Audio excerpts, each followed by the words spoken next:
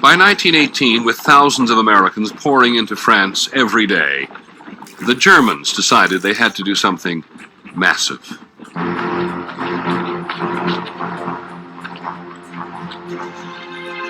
In March 1918, the German army tried its last major gamble, last major offensive on the Western Front, and it was successful. It was a remarkable moment. The Western Front moved. The War of Movement finally arrived. And after years of impasse, the Germans suddenly threatened to overwhelm the Allies and actually capture the French capital, Paris. The Germans had a fire. They called it sweeping fire. Everything up on earth got hit. They either was wounded or died. The threat to Paris was so severe that 1 million people simply left the city. The Germans got to within 30 miles. At this point, these still semi-trained American divisions were thrown into the battle, and along with the French, managed to stop the German drive.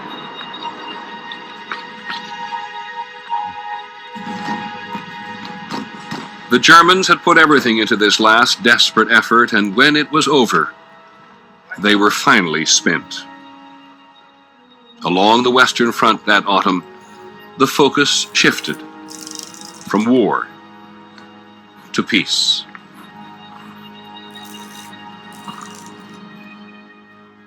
On the 10th of November, the Kaiser was forced into exile by his own government, a victim of the war he had helped to start. This struck me so deeply that I can tell you I had a little picture of the Kaiser in my room. What did I do? I put a black tie around the picture to show my utter sorrow for this tremendous change in history. And finally, at the 11th hour, on the 11th day of the 11th month, November 1918, the Germans formally surrendered. And suddenly, the guns stopped, and it was a terrible shock. It was as if somebody had hit me over the head with a big pan.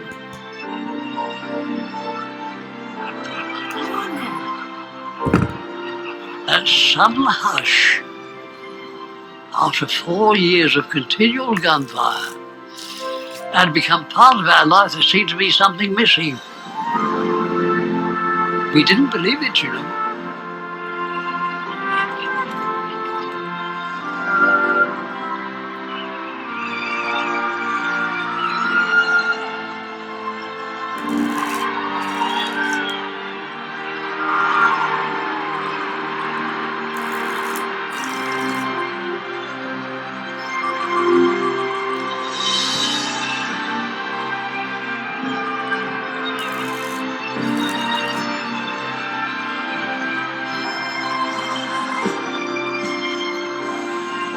One of the greatest calamities in human history was over, and America's veterans began to return home.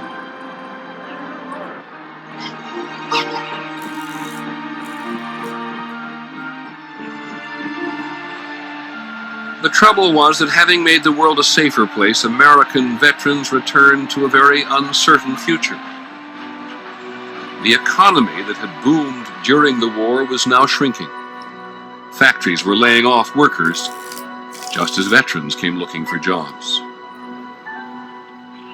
We had no help to find a job, no grants to go to school and finish our college education. When you took your discharge, that was it. You had no more connection with the government or they with you. You were on your own.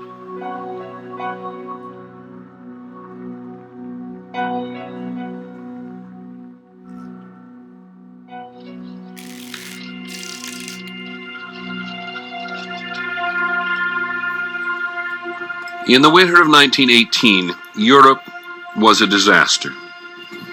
The empires of Germany, Austria, and Russia had been shattered, leaving destitute nations in their wake.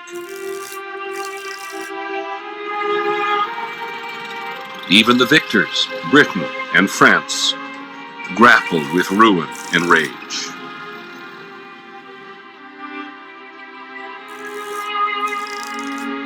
In all, 9 million men had died.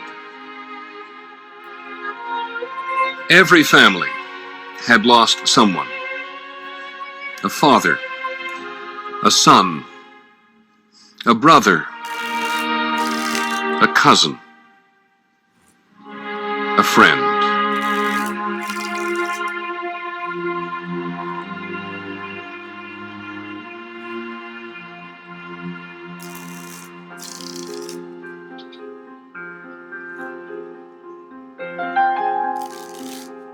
For years, the wounded and the maimed haunted the streets of every city in Europe.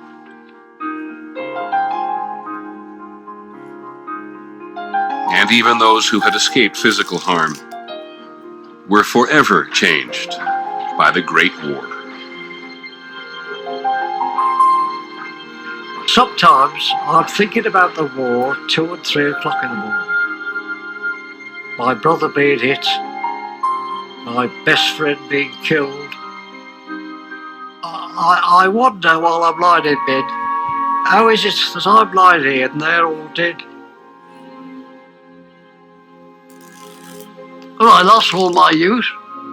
I lost the best years of my life, you might say. And I lost so many friends.